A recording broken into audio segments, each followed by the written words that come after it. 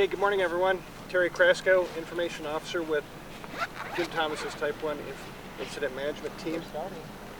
And today I'd like to give you a quick characterization of the weather and what we heard from night operations from last evening's folks on the line.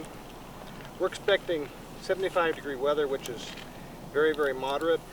Light winds today.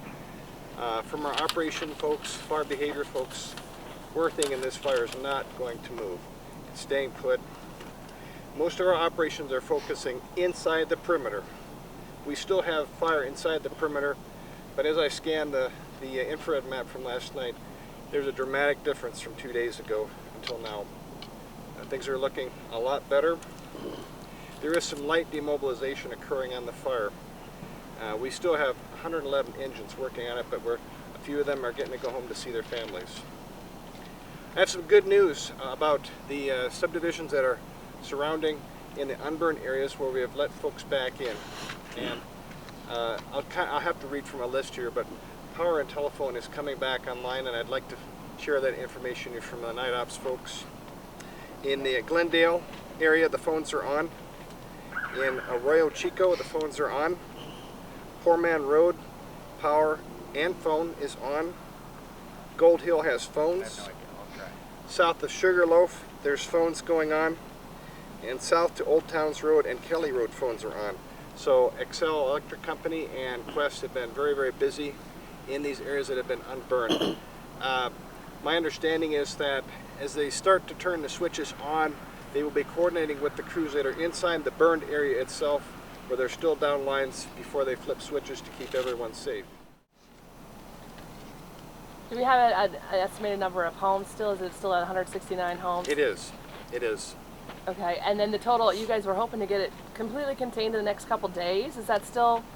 I would say on containment figures, the next few days. They're still working very hard on the north end of the fire. They're closing up one small gap on the northeast corner of the fire. There are hotshot crews still working actively to close those gaps and to begin working interior off those gaps.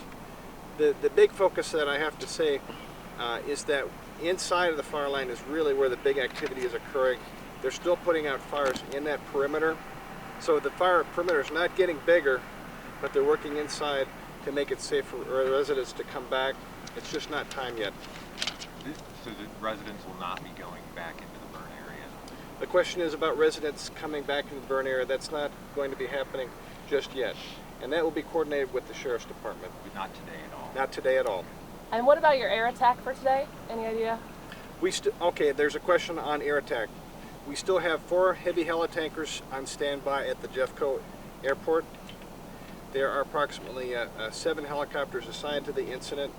So we have, and there will be an air attack that flies over that will be spotting anything that's going on in the perimeter and outside the perimeter as well. So you will be making drops of fire retardant then?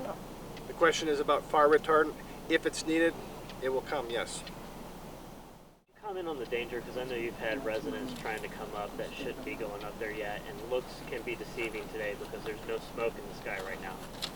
Okay, the question is for residents, they're observing what they could see from the outside looking in. There is significant fire danger inside the perimeter of that fire, and that is why we're still holding back for public safety. We don't want to have kind of a piecemeal operation going in. We want to make it entirely safe before we let folks in. So it is going to take some time yet.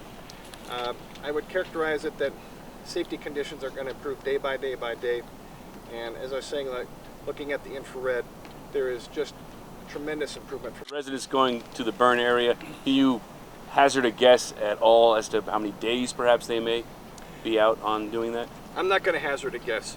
That coordination effort really is going to be with the operations folks that are working on the fire and in coordination with the Sheriff's Department. And really, we want to make sure it's absolutely safe for folks to be in there. And I don't have an estimated time on that yet. And then there's some other issues that the county is working with in terms of infrastructure on recovery efforts. And you may ask Rick Bruff that question. He may have a little more to add to that.